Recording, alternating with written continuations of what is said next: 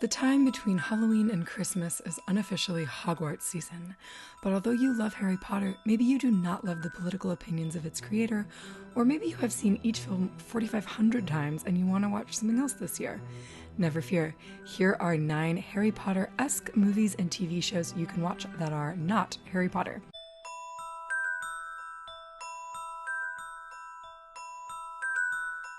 In selecting these titles, I had the following primary criteria: magic, whimsy, spookiness, and a general plot structure of good versus evil. I assigned bonus points for these secondary criteria of taking place in Great Britain, because for Americans, one of the most charming things about Harry Potter is that it's British, involving kids or school, having dark academia vibes, being literary adaptations, or having popular fandoms.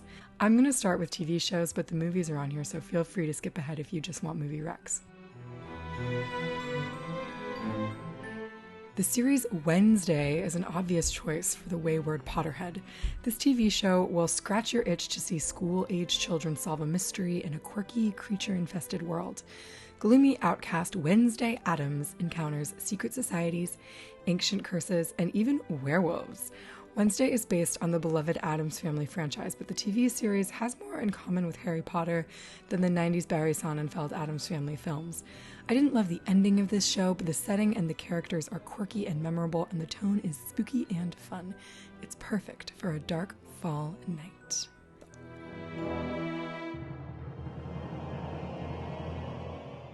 This adaptation of the All Souls trilogy by British author Deborah Harkness is technically about witch school, and the main witch is even an exceptionally gifted orphan, just like Harry Potter. A Discovery of Witches has some of the most gorgeous location photography I've ever seen.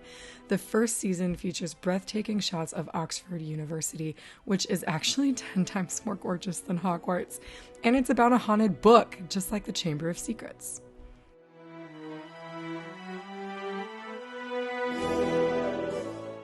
Set in spooky Staten Island, this campy series follows 4 vampires and their loyal familiar, Guillermo, as they bumble through the modern world. The series doesn't have kids or schools, but it does have a delectable haunted house, and Guillermo kind of looks like Harry Potter. As a special added bonus, What We Do in the Shadows comes with a burgeoning fandom you might like to join.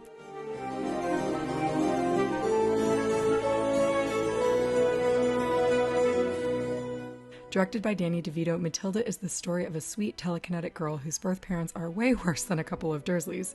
Plus, if you've ever been to a school, this film depicts realistic situations that are way more terrifying than falling off your broom, like being forced to eat an entire chocolate cake in front of everybody in your class. What is scarier than that? I'm still scarred to this day. Matilda has got the charm, and it has also got the spook.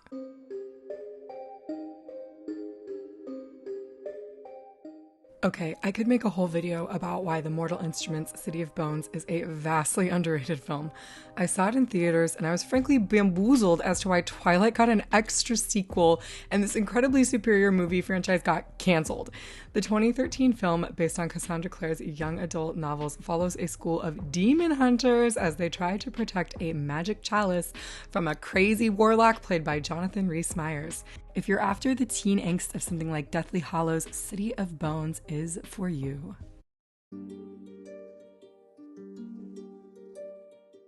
Okay, so I originally put this film on the list because I thought Chris Columbus, the director of Sorcerer's Stone and Chamber of Secrets, also directed Mouse Hunt. It's actually directed by Gore Verbinski, not Chris Columbus, but Mouse Hunt captures a lot of the whimsical, anachronistic energy of the Chris Columbus Harry Potter movies. In this disaster comedy, 2 unlucky brothers inherit a house which is inhabited by the mouse equivalent of Macaulay Culkin in Home Alone. I'm counting this movie as having magic in it because it is a very smart mouse. Mouse Hunt's zany characters could go toe-to-toe with Rita Skeeter or Gilderoy Lockhart, and it's got some fantastic hats.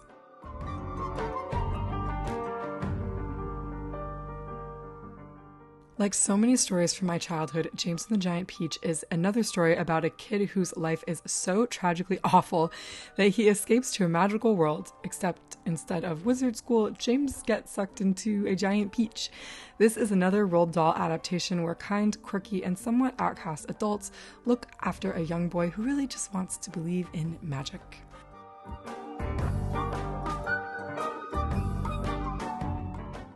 The series of Unfortunate Events books came out around the same time as Harry Potter, and I would say that until the Sorcerer's Stone movie came out, they were equally popular. This movie got mixed reviews when it came out, and it continues to get mixed reviews to this day. Some people prefer the TV series. I liked the movie, and if you're with that dad or uncle who will only watch a movie if it's got 10 to 15 huge Hollywood actors in it, a series of Unfortunate Events hits the mark. The production design of the reptile room can't be beat, and the end credits are delightfully Deathly Hallows-esque. I like this movie because the whole series revolves around kids seeing the world more clearly than adults, which is also what I liked about Harry Potter when I first started reading it. It's a little more immature than Harry Potter, but if you always wish that the Harry Potter universe were a little more messed up, then this is the film for you.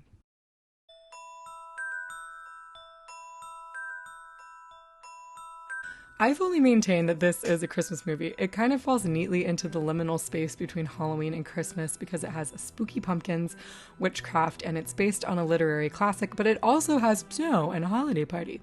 Sleepy Hollow captures the conspiratorial essence of a movie like Alfonso Cuarón's Prisoner of Azkaban. And also, it's got Dumbledore in it. Look, there he is. It's Dumbledore. Oh, and it's got Mr. Dursley in it. Look, there he is too.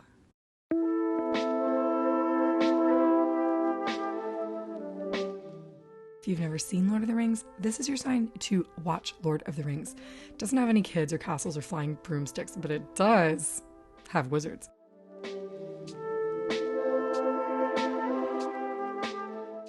I know this list is not exhaustive, and there are many other beloved, whimsical, magical films you can watch instead of Harry Potter. Also, I noticed most of these are American movies. If you know any international movies that capture that dark academia magical essence, please leave them in the comments, and they don't have to be in English. Do you have another dark academia movie or TV show you love to watch during the dark winter months?